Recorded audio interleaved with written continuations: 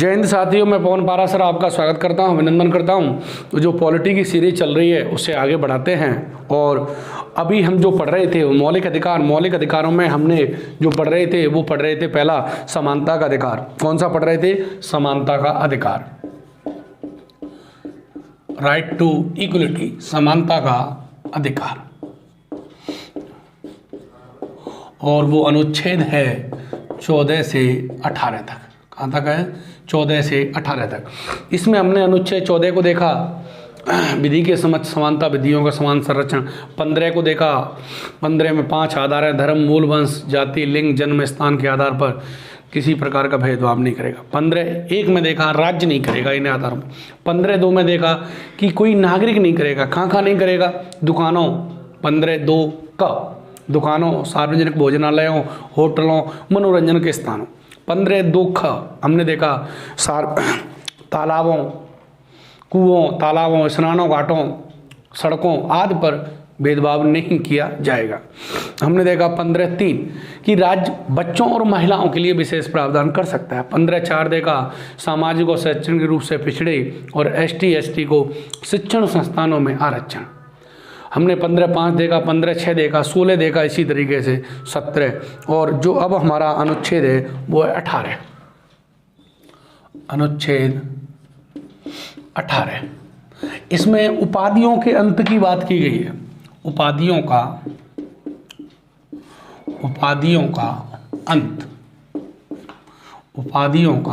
अंत की बात की गई। देखो, जब हमारा देश स्वतंत्र हुआ तो उससे पहले राजा, महाराजा, अधिराज आदि उपाधियां दी जाती थी और ये उपाधियां समाज में भेदभाव करती थी। एक जिसके पास उपाधि है उसे लोग अलग दृष्टि से देखते थे, अलग सम्मान देते थे। तो यहाँ उपाधियों की बात की गई है। समानता है तो समानता कैसे होगी? यानी किसी को किसी प्रकार की उपाधि नहीं दी जाएगी, समाज में किसी प्रकार का भेदभाव नहीं किया जाएगा। परंतु कहा गया है इसमें 18 में कि राज्य नंबर 1 में कहा गया है कि राज्य सेना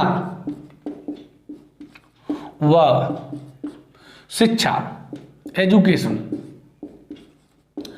के अलावा कोई उपाधि नहीं देगा, कोई उपाधि नहीं देगा। यानी राज्य केवल सेना में उपाधि दे सकता है और शिक्षा, सेना में जैसे कर्नल, अर्नल वगैरह जो भी होते हैं वहाँ उपाधि दे सकता है। शिक्षा में जैसे PhD वगैरह करते हैं, डॉक्टर करते हैं। तो देखो, ये उपाधि राज्य ने दी नहीं, ये व्यक्ति ने अर्जित की है। शिक्षा के द्वारा उसने मेहनत की और इसके द्वारा अर्जित किए, तो ये राज्य ने नहीं दिए, उसने प्राप्त किए। तो राज्य से कहा गया कि राज्य सेना और शिक्षा के अलावा नहीं दे सकता, इन 2 उपाधियां दे सकता है। दूसरी बात की गई है कि कोई नागरिक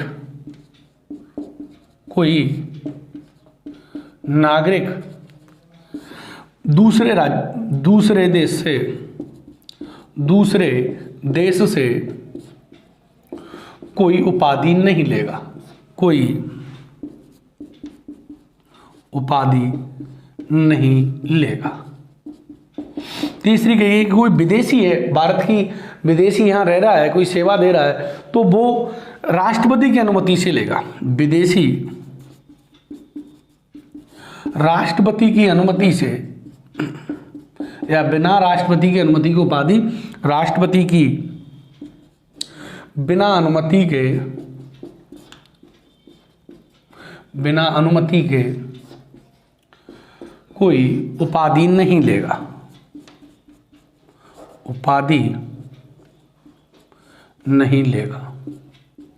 तीसरा कहा गया है कि चाहे वो नागरिक हो, अगला इसमें पॉइंट है, चाहे नागरिक हो, विदेशी हो, भारत की सेवा में रह रहा है, तो कोई भेंट वगैरह, जो भी विदेश से कोई भेंट, सम्मान वगैरह प्राप्त नहीं करेगा। जैसे हमारे प्रधानमंत्री वगैरह विदेशों में जाते हैं तो वहाँ से उन्हें भेंट, सम्मान वगैरह मिलता है, तो पहले ही राष्ट्रपति से क्या ले लेते हैं? अनुमति ले लेते हैं। इस तरीके से 18 उपाधियों के अंत की बात की है।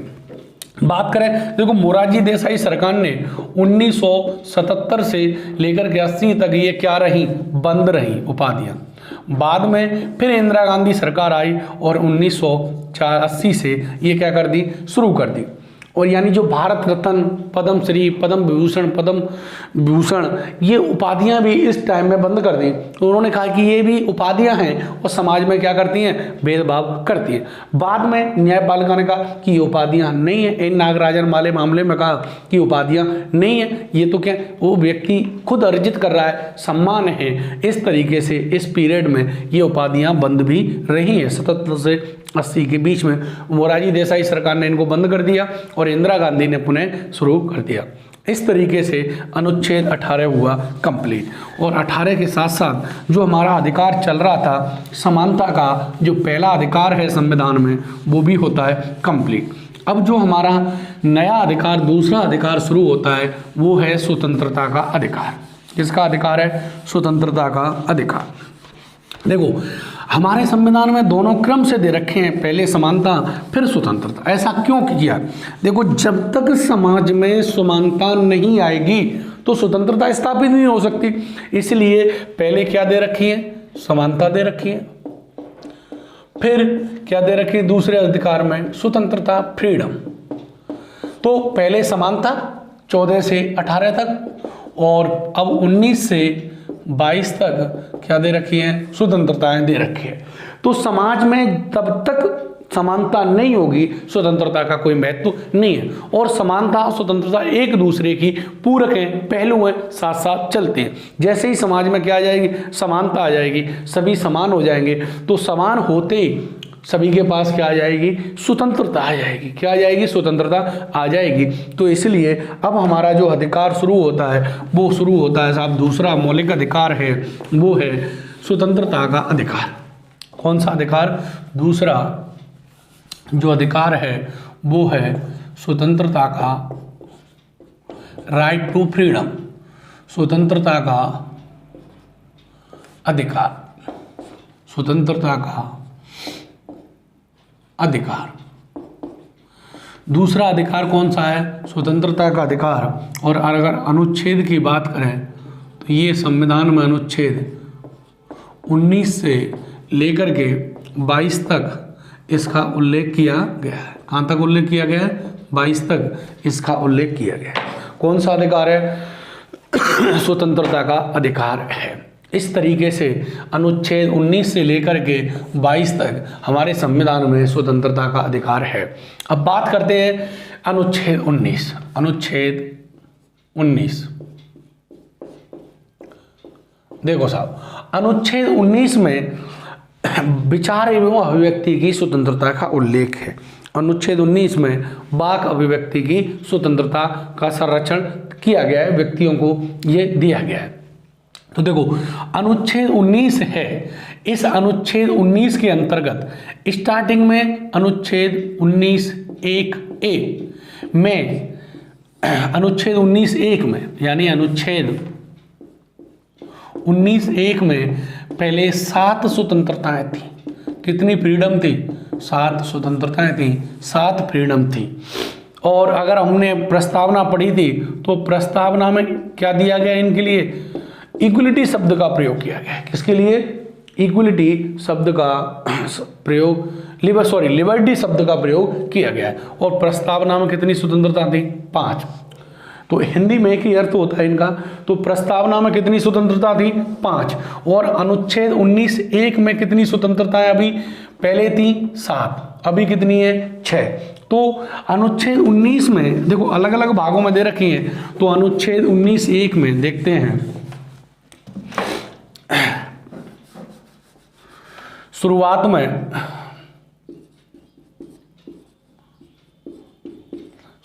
में यानी 26 जनवरी 1950 को शुरुआत में अनुच्छेद 19(1) में 7 स्वतंत्रताएं थी, 7 स्वतंत्रताएं थी।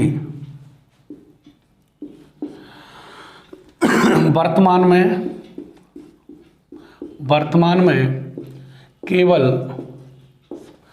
6 स्वतंत्रताएं हैं, 6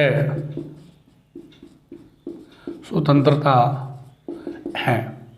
यानी 44वां संविधान संशोधन 1978 में 19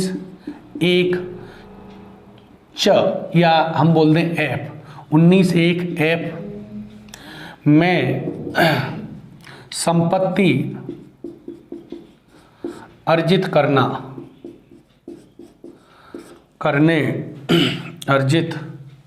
करने की स्वतंत्रता को हटा दिया है।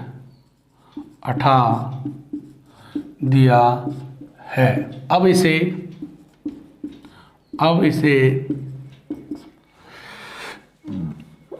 भाग 12 के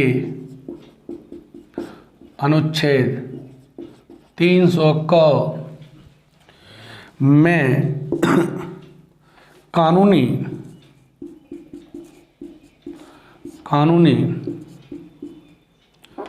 कानूनी अधिकार बना दिया है।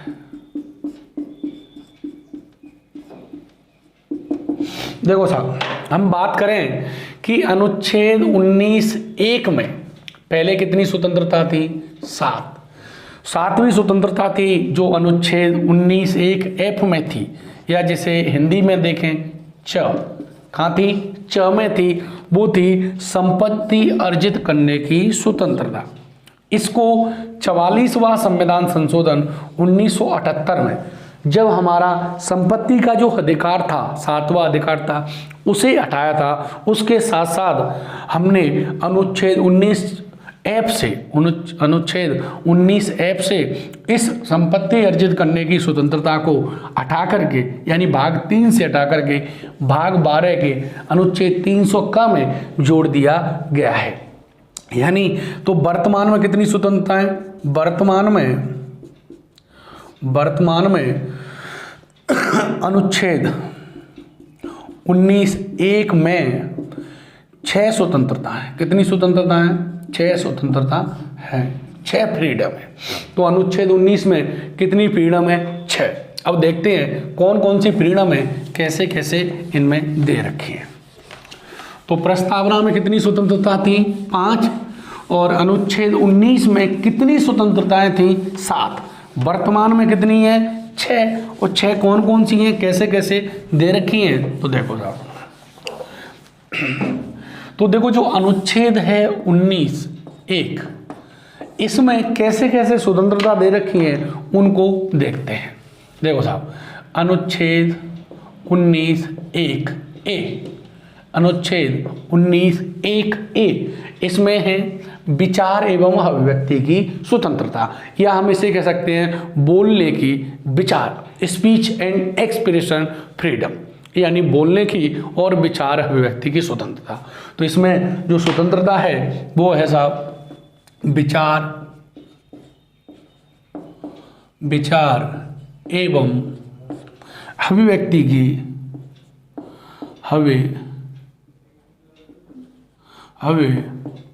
व्यक्ति की स्वतंत्रता,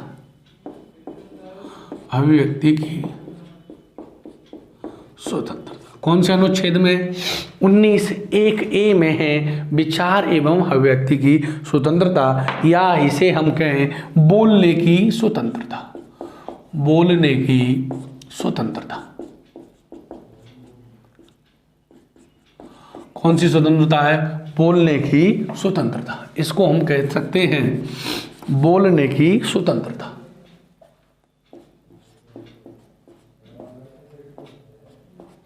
बोलने की स्वतंत्रता, बोलने की स्वतंत्रता। कौन सा अनुच्छेद है? अनुच्छेद 19(1)(a) में। ठीक है साहब, इसे क भी बोल सकते हैं, हिंदी के अनुसार क्या बोल सकते हैं? क।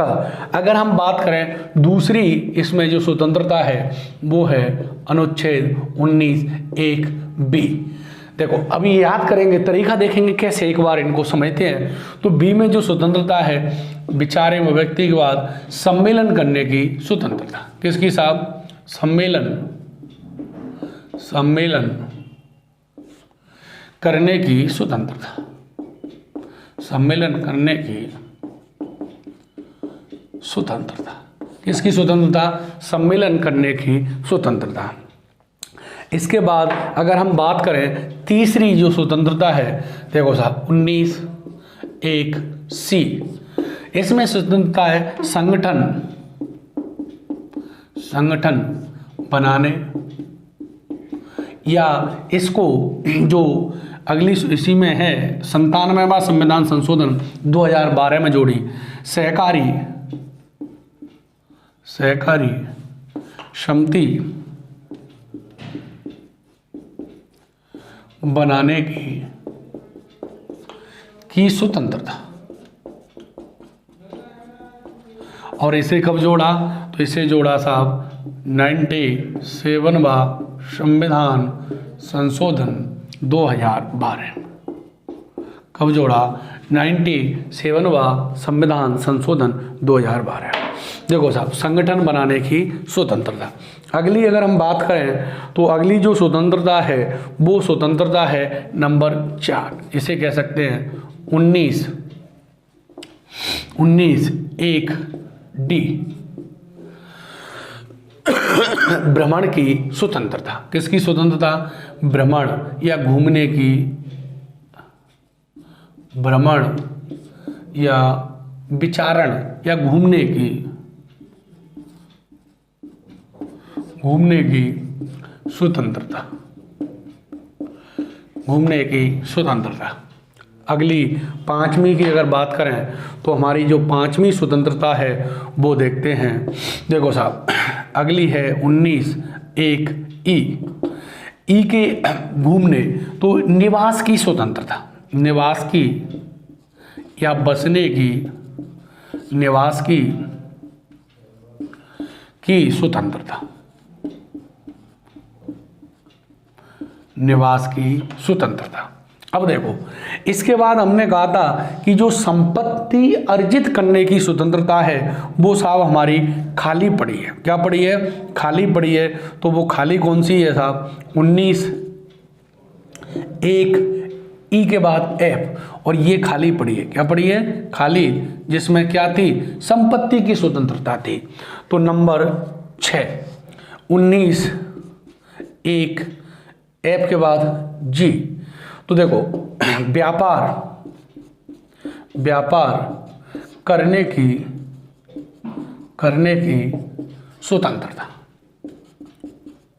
कोई वित्तीय या व्यवसाय करने की स्वतंत्रता। इस तरीके से हमारे अनुच्छेद 19(1) में, किसमें? 19(1) में कितनी स्वतंत्रताएं? 6। पहले कितनी थी? 7। वर्तमान में कितनी है? 6। अब देखो इनको याद कैसे करेंगे।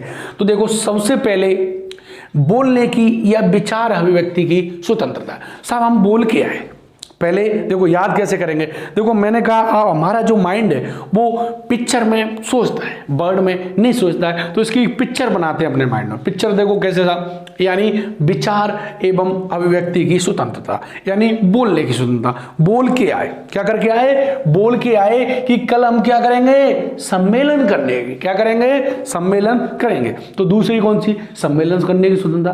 पहले हम बोल के आए क्या? कि कल हम क्या करेंगे? सम्मेलन। जब सम्मेलन चल रहा था तो हमने कहा भैया कि सम्मेलन करने से केवल काम नहीं चलेगा, यदि समस्याओं का निवारण करना है, समस्याओं को जानना है, समस्याओं का समाधान करना है, तो हमें एक मजबूत संगठन बनाना पड़ेगा। क्या बनाना पड़ेगा? संगठन। तो संगठन बनाने की स्वतंत्रता। इसके बाद जब संगठन बना लिया, क्या बना लिया? संगठन बना लिया, तो हमने कहा कि भैया केवल संगठन से ही काम नहीं चलेगा, संगठन से काम चलने वाला नहीं है। यदि हमें समस्याओं को जानना है तो उसके लिए घूमना पड़ेगा, जाना पड़ेगा समस्याओं को जानने के लिए। तो घूमने की स्वतंत्रता, भ्रमण की स्वतंत्रता। इस तरीके से ये स्वतंत्रता हो गई। ठीक है साहब। अब हम घूमने भी चले गए, घूमने गए तो भैया पैसा भी खर्च होगा। अब घूमने गए तो फिर वहाँ पर कहीं पर क्या करेंगे, निवास करेंगे। क्या करेंगे, निवास। देखो साहब, पहले तो आप घूमने गए तो किराया खर्च हुआ होगा। फिर भैया कहीं होटल वगैरह में घूमने जाओगे तो वहाँ नाइट होगी, रात्रि होगी, और रात्रि होगी तो आपको क्या करना पड़ेगा, कहीं होटल में, रेस्टोरेंट में निवास करना पड़ेगा। और निवास करोगे, वहाँ खाना खाओगे तो आपकी जेब क्या हो जाएगी, खाली। तो इसके बाद क्या पड़ा है, खाली पड़ा है। देखो क्रम से ये है, खाली पड़ा है। और जब खाली पड़ा है यानी खाली हो जाएगी, जेब खाली होते ही आपके माइंड में आएगा कि भैया थोड़ा बहुत क्या कर लें, व्यापार कर लें। इस तरीके से आप इन स्वतंत्रताओं को क्रम से याद कर सकते हैं। अगर बात करें जैसे पहली स्वतंत्रता है विचार एवं अभिव्यक्ति की स्वतंत्रता। विचार, इनको अभी पढ़ेंगे सबको डिटेल से, क्रम से पढ़ेंगे, एक्सप्लेन करेंगे। विचार एवं अभिव्यक्ति की स्वतंत्रता। बोल के आए कि कल हम क्या करेंगे, सम्मेलन करेंगे। क्या करेंगे, सम्मेलन करेंगे। जब सम्मेलन चल रहा था तो हमने कहा भैया सम्मेलन से काम चलने वाला नहीं है, हमें एक संगठन बनाना चाहिए। इसमें बाद में जोड़ दिया कि 97वां संविधान संशोधन 2012 में कि सहकारी कमेटी बनाने की स्वतंत्रता है। जो सहकारी NGO वगैरह होते हैं, कमेटियां वगैरह होती हैं, वो इसी में जोड़ा। फिर कहा कि भैया जैसे संगठन बना लिया तो कहा कि संगठन बनाने से भी काम नहीं चलने वाला, हमें समस्याओं को जानना है, समझना है, तो हमें देश के कोने कोने का भ्रमण करना पड़ेगा। क्या करना पड़ेगा, भ्रमण करना पड़ेगा। हमें देश की समस्याओं को जानना है तो हमें क्या करना पड़ेगा, भ्रमण करना पड़ेगा। अब भ्रमण करने गए, जब भ्रमण करने गए तो भैया वहां पर नाइट होगी, रात्रि होगी मेरे दोस्तों। अब रात्रि होगी तो वहां पर आपको क्या करना पड़ेगा, निवास भी करना पड़ेगा। और आप देखो, आप घूमने गए बस से, ट्रेन से, प्लेन से, जिससे भी गए, आपको किराया खर्चा होगा। निवास करेंगे, होटल का खर्चा होगा, खाना भी खाओगे, कुछ पियोगे भी तो क्या होगा, खर्चा हो जाएगा, मनी प्रॉब्लम आएगी। मनी प्रॉब्लम का मतलब जेब खाली। तो इसके बाद जो स्वतंत्रता था थी वो क्या पड़ी है, खाली पड़ी है, खत्म नहीं हुआ। ध्यान रखना, संविधान में खत्म नहीं होता, लोप कर दिया है, निरसित कर दिए। ठीक है। इसके बाद भैया जब जेब खाली हो जाएगी तो आप क्या कर सकते हो, व्यापार, वित्तीय कोई व्यवसाय कर सकते हो, छोटी मोटी दुकान डाल करके धंधा पानी कर सकते हो, व्यवसाय कर सकते हो, वित्तीय व्यवसाय अपना सकते हो। इस तरीके से ये कितनी स्वतंत्रताएं हुई, 6 स्वतंत्रताएं हुई। अब देखो इन पर रोक भी लगाई है। जैसे मान के चले कि भैया विचार एवं अभिव्यक्ति की स्वतंत्रता है, परंतु अभी आगे पढ़ेंगे अनुच्छेद 1 में तो स्वतंत्रता है, अब इसमें रोक किस पर लगाई है, तो देखो रोक, इस पर प्रतिबंध लगाए हैं, वो लगाए हैं 19(2) में। इस पर 19(2) में लगाए। इस पर बात करें 19(3) में लगाए हैं। इस पर बात करें 19(1) प्लस करते जाओ, 19(4) में रोक लगाई है। इस पर 19 जो रोक लगाई है 5 में। और इसमें किस पर लगाई है, 2, 3, 4 और 5। और इसमें जो रोक लगाई है वो लगाई है भैया 6 में। और इस पर जो रोक लगाई है वो 7 में रोक लगाई है। इस पर रोक भी लगाई है। जैसे भैया विचार एवं व्यक्ति की स्वतंत्रता है, आपको बोलने की स्वतंत्रता है, अच्छी बात है, बोलो।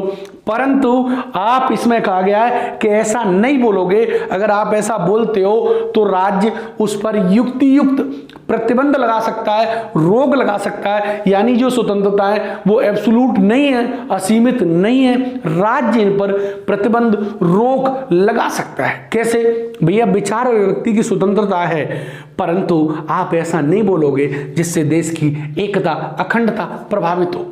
देश की एकता अखंडता प्रभावित हो, ऐसा नहीं बोलोगे।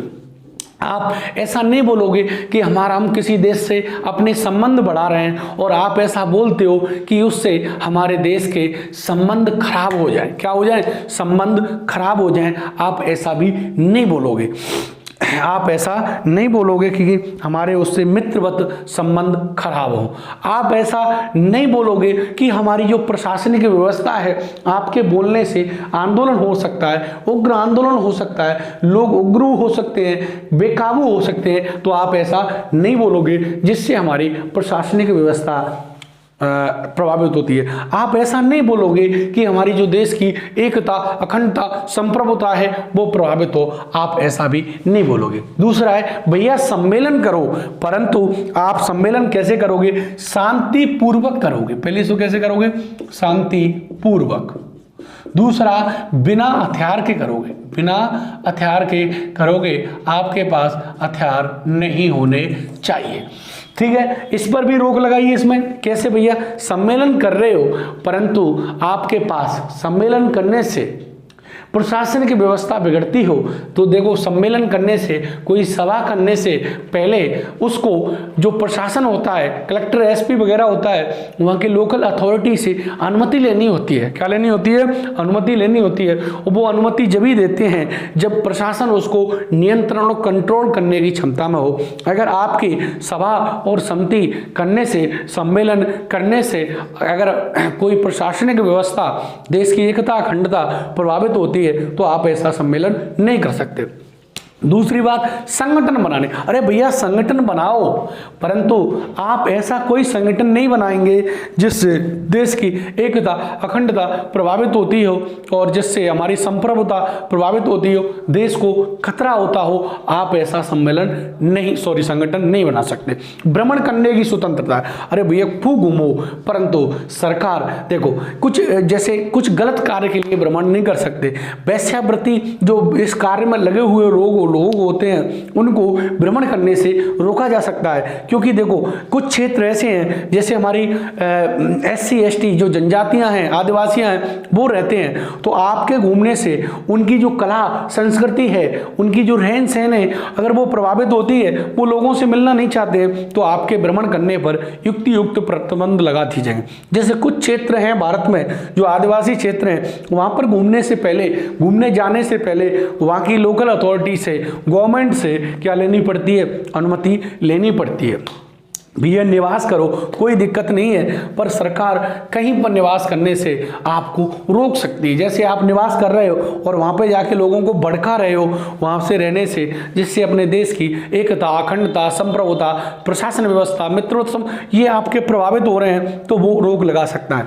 व्यापार करने की स्वतंत्रता। देखो भैया कोई सरकार ऐसे नहीं है कि आप भैया व्यवसाय कर रहे हो और आपके पास कोई डिग्री नहीं है और आप कह रहे हो मैं डॉक्टर हूँ, दवाई देने लग रहे हो, और आपके पास उसकी क्वालिफिकेशन नहीं है, इंजीनियर वगैरह जो भी होती है, और कह रहा मैं पुल बना रहे हो। नहीं, आपके लिए इसके लिए जो योग्यता है वो निर्धारित करनी पड़ेगी। ऐसा नहीं है कि कोई भी कुछ भी व्यवसाय कर ले। दूसरी बात, कुछ व्यवसाय ऐसे हैं राज्य उन पर क्या लगा सकता है? रोक लगा सकता है। इस तरीके से इन पर क्या लगाई गई है? रोक लगाई गई है। यानी ये अब्सोल्यूट नहीं है, इन पर प्रतिबंध लगाए गए हैं। क्या लगाए गए हैं? प्रतिबंध लगाए गए। तो देखो एक तरफ तो दिए गए हैं, तो ये कभी मिलान करने के लिए आ सकता है कि 19(1) में रोक किस पर लगाई गई? तो 19(2) में। 19(1) B में रोक किस पर लगाई गई? तो 19(3) में। 19C में रोक किस पर लगाई गई है? 19(4) में। और 19D में रोक किस पर लगाई गई है? 19(5) में। और ध्यान रखना जो 19E और G है इन पर रोक लगाई गई है एक ही अनुच्छेद 19(6) में। कहां पर लगाई गई है? 19(6) में। एक ही में रोक लगाई गई है, अलग अनुच्छेद नहीं है। इस तरीके से आपकी स्वतंत्रता है। परंतु हम बात करें, देखो अनुच्छेद 19 है, आपको बोलने की स्वतंत्रता है, परंतु न्यायपालिका ने इस अनुच्छेद 19 की इतनी व्याख्या की है कि इसमें बहुत सारी स्वतंत्रताएं शामिल। जैसे आपको बोलने की स्वतंत्रता है, लाइट गई, बोलने की स्वतंत्रता है। किसकी स्वतंत्रता है? बोलने की। तो देखो आपको भैया बोलने की स्वतंत्रता में आप अपने विचारों को लिख करके अभिव्यक्त कर सकते हो। भैया किसी पेपर में छपवा करके कर सकते हो, किसी बुक में छपवा करके कर सकते हो। और देखो इसी के अंतर्गत बात करें तो भैया प्रेस की स्वतंत्रता भी आ गई। अरे प्रेस की स्वतंत्रता, भाई उनको भी बोलने की स्वतंत्रता है, वो अपने विचार पेपर में, इलेक्ट्रॉनिक मीडिया की स्वतंत्रता है। और विज्ञापन, जैसे कोचिंग वगैरह होते हो और आपने देखा होगा, इनको विज्ञापन करने की स्वतंत्रता है कि हमारे पास ये फैकल्टी है, ये कोचिंग है, इतने एडमिशन, ये वो वगैरह, तो इनको भी विज्ञापन। और देखो आपने देखा होगा कई बाबा साधुआं होते हैं जो इसकी दवाई, ये प्रेम, वशीकरण, तो इनको भी संविधान ने विज्ञापन करने की अनुच्छेद 19 एक ए में बहुत सारी स्वतंत्रताएं दे रखी हैं। प्रेस की स्वतंत्रता, विज्ञापन करने की स्वतंत्रता, इलेक्ट्रॉनिक मीडिया की स्वतंत्रता, ये सारी स्वतंत्रताएं अनुच्छेद 19 के अंदर। सूचना की स्वतंत्रता, अरे आप अपने विचारों को अभिव्यक्त तो करना चाहते हो, परंतु आपके पास उससे संबंधित क्या होनी चाहिए, जानकारी होनी चाहिए। तो इसके अंतर्गत ही सूचना का अधिकार भी इसी के अंतर्गत छिपा हुआ है। और इसको हम आगे पूरा टॉपिक डालेंगे कि सूचना का अधिकार कैसे, कहाँ, सबसे पहले किस देश में दिया गया, स्वीडन में कब दिया गया, फिर अपने भारत में कैसे कैसे। और अरुणा राय थी, इनका एक संगठन था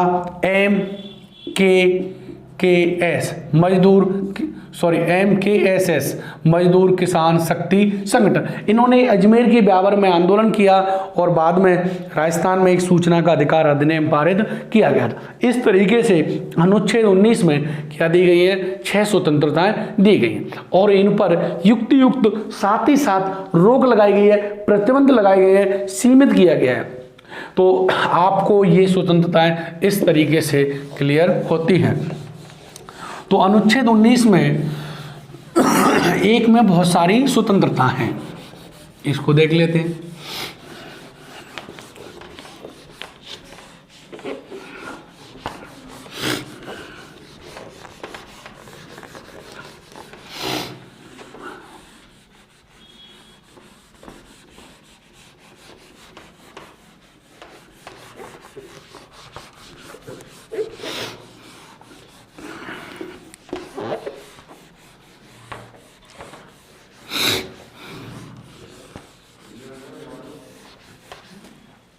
देखो साहब, इससे विचार अभिव्यक्ति की स्वतंत्रता में निम्न स्वतंत्रता है, जैसे प्रेस की स्वतंत्रता, प्रेस की स्वतंत्रता,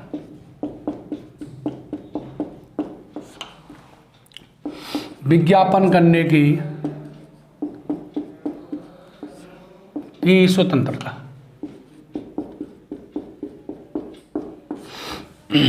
बात करें इलेक्ट्रॉनिक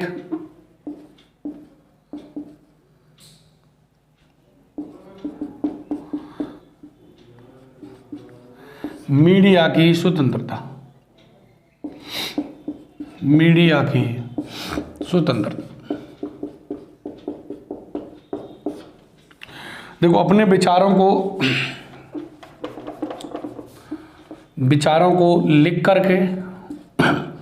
लिख कर बोल कर छाप कर अभिव्यक्त कर सकते हैं, अभिव्यक्त कर सकते हैं। बात करें अगली, सूचना का अधिकार भी इसी में, यह सूचना की स्वतंत्रता,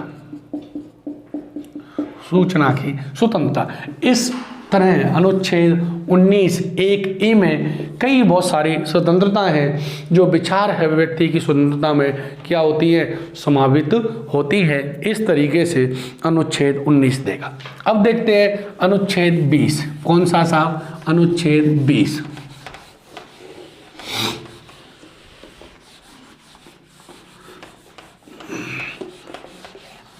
तो अनुच्छेद 19 में जो स्वतंत्रता है, पहली स्वतंत्रता है विचार एवं बोलने की स्वतंत्रता, दूसरी है साहब सम्मेलन करने की स्वतंत्रता, तीसरी है संगठन बनाने की स्वतंत्रता, चौथी है भ्रमण की स्वतंत्रता, पांचवी है निवास की स्वतंत्रता और छठी है साहब कौन सी, वहां पर व्यापार या वित्तीय व्यवसाय करने की स्वतंत्रता।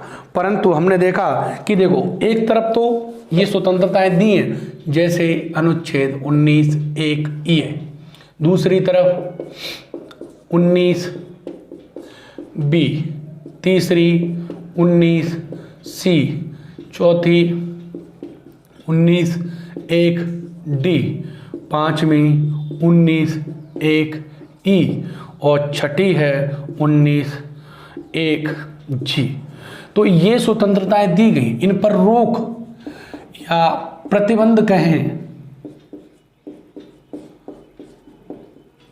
प्रतिबंध लगाए गए हैं, वो है 19(2) में। किस पर लगाए गए हैं? और आधार है देश की संप्रभुता, एकता, अखंडता, प्रशासनिक व्यवस्था, किसी देश के साथ मित्रवत संबंध बनाने के लिए और कुछ लोगों के हितों को ध्यान रखने के लिए, इस तरीके से।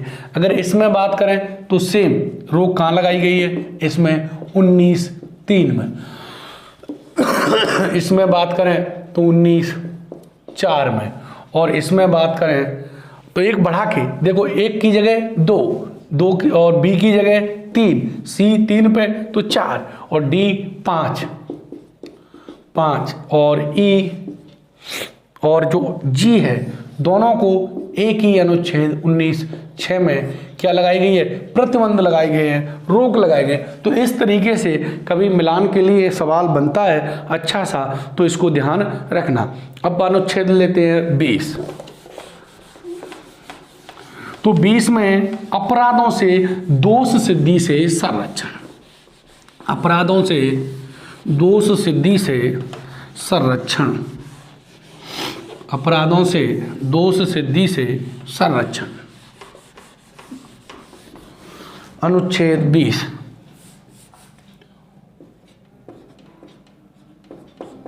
अनुच्छेद 20 है अपराधों से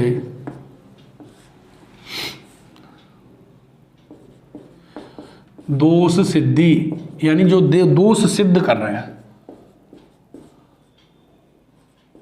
दोष सिद्धि से संरक्षण।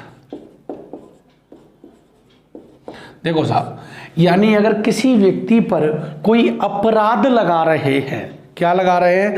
अपराध लगा रहे हैं, तो उस अपराध लगाते समय उसको कुछ संरक्षण, कुछ स्वतंत्रताएं प्राप्त हैं अपराध करने वाले व्यक्ति को। वो कौन कौन सी हैं? जो देखो साहब, पहली स्वतंत्रता है कि भैया किसी व्यक्ति पर अपराध लगा रहे हैं तो तब तक अपराध नहीं लगाएंगे जब तक उसने किसी कानून का अतिक्रमण, उल्लंघन नहीं किया हो। जो कानून पहले से ये है कि भाई इसका उल्लंघन करने पर ये अपराध है, तब तक अपराध नहीं लगाएंगे। यानी इसका मतलब है ये नहीं कि कोई भी व्यक्ति, कोई भी सरकार है, किसी भी व्यक्ति को कभी भी क्या कर ले, कोई भी आरोप लगवा दे, कोई भी उस पर मतलब कोई भी अपराध साबित कर दे, तो ऐसा नहीं है। तो उसको तब तक दोष सिद्ध नहीं किया जाएगा जब तक उसने किसी कानून का क्या नहीं किया होगा, उल्लंघन नहीं किया जाएगा। तो जब तक, नंबर 1, जब तक किसी व्यक्ति को दोष सिद्ध, दोषी नहीं ठहराया जाएगा, दोषी नहीं ठहराया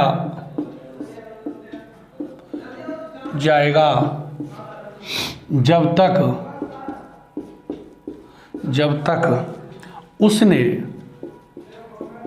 उसने किसी कानून का उल्लंघन नहीं किया हो, उल्लंघन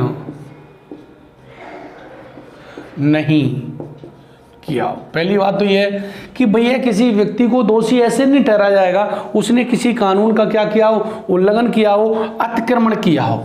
दूसरी बात यह है कि भैया किसी व्यक्ति को आप दोषी ठहरा रहे हो तो उसे अगर आप अभिरक्षा में रख रहे हो, कस्टडी में रख रहे हो, तो आपको उसे कारण बताना पड़ेगा। क्या बताना पड़ेगा? कारण। यानी अभिरक्षा में रखने के लिए, अभिरक्षा, इसको कस्टडी में रखने के लिए उसे क्या बताना पड़ेगा? कारण बताना पड़ेगा। ये हुआ दोष सिद्धि। तीसरी बात करें भैया कि अगर किसी व्यक्ति को आप क्या कर रहे हो, दोष सिद्धि ठहरा रहे हो, तो उसे उतना ही दंड दिया जाएगा, कितना, जितना उस अपराध के लिए वर्तमान में उस अपराध करते समय क्या हुआ, उस कानून में प्रावधान हो। तो उसे उतना ही दंड दिया जाएगा जितना उस अपराध में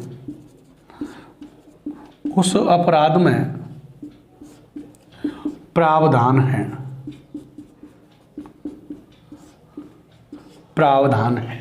ये इसमें अनुच्छेद 20 में उल्लेख है। देखो नंबर है, यानी जब तक किसी व्यक्ति को दोषी नहीं ठहराया जाएगा, जब तक, यानी ऐसे नहीं है कि पुलिस किसी भी व्यक्ति पर कोई भी अपराध लगा दे, FIR लगा दे, कोई भी धारा लगा दे, उसे वही अपराध या धारा लगाई जाएंगी जो उसने उल्लंघन किया है, उसके लिए जो कानून में प्रावधान है। देखो इससे एक चीज साबित होती है कि ये कानून का शासन स्थापित होता है, विधि का शासन स्थापित होता है, किसी व्यक्ति का नहीं।